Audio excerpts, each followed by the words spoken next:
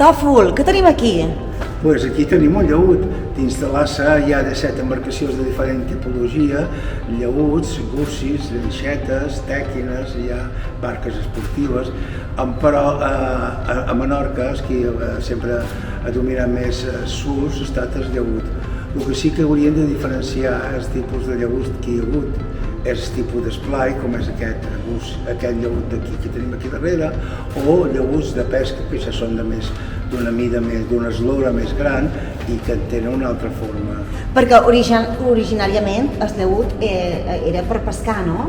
Era per pescar, però també hi ha que diferenciar aquest llaüt que tenim aquí, que és de 20 pams, aquest s'emprava també per pescar, però per pescar amb volantí. És diferent d'un llaüt més gran, que també és per pescar, però és ja avui per avui ja els hi han afegit unes gavines protectores per mal temps i per fred i uns torns davant per salpar les xerxes i ha baratat un poc la fisonomia. Però en fotos de llaüts més antics eren llisos que per la feina i per col·locar les xerxes els anava més bé, o les nanses, també hi havia llaüts llagosters que estaven en unes enramades que potser duen 30 nanses de llagosta i cada barca. O sigui, quan nosaltres veiem una barca ja sabem l'ús que se li donava.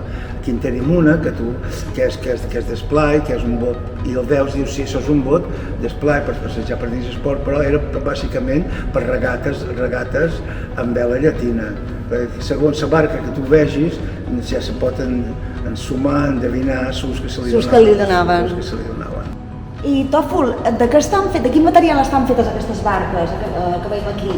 Bé, aquestes barques són totes artesanals, o sigui que estan fetes per mestres d'aixa i els començaven amb el material de la quilla, té de ser d'oastre, d'ocina, més resistent, però tota la resta de l'embarcació està fet generalment amb pi de Menorca, llevat d'unes parts ornamentals que podien ser fetes d'un altre material. O sigui, es feien d'arbres d'aquí? Sí. Bueno, i des de la dominació anglesa ja empraven per reparar els barcos anglesos, que ja empraven material d'aquí, els mestres d'aixa van ser molt famosos. Però si anem com el llaüt, per exemple, també el que va ser tan popular el llaüt que ja els mestres d'aixa per construir-ho tenien ja les plantilles, les diferents formes de les quadernes, muntaven la quilla i després treien còpia de segons li havien encarregat. Jo vull un llaüt de 28 pams. El mestre d'aixa treia les plantilles del llaüt de 28 pams i ja tenia la primera, la segona, la tercera, el costellam, diguéssim, de la barca, i ja agafava i després ho agafaven, ho forraven, perquè això havia dut una aportació molt important, que era que cada mestre d'aixa havia hagut de treure els mòduls, que estaven molt gelosos i no els donaven a que se copiassin, perquè l'acumulació d'anys d'una feina. Clar. Quants mestres d'aixa, no? Es diu? D'aixa perquè era feina que bàsicament que han emprat de sempre per repolir la fusta.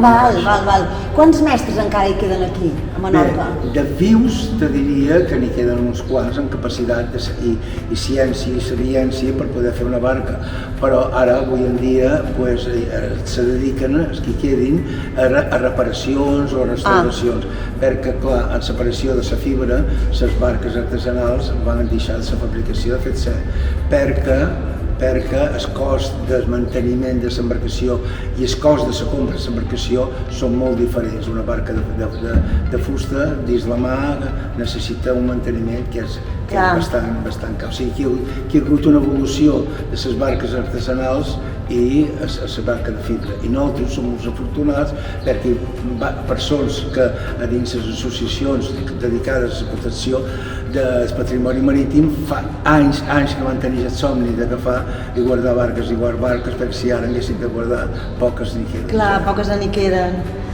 Molt bé, saps què? M'han agafat moltes hores de navegar, t'hauré de deixar, me'n vaig cap a Fornells i navegarem un llaüt, què te sembla? Molt bé, sí, és tan polita la idea que tens que no t'entenguis, pots començar per ti. Gràcies, Tòfol. Vamos!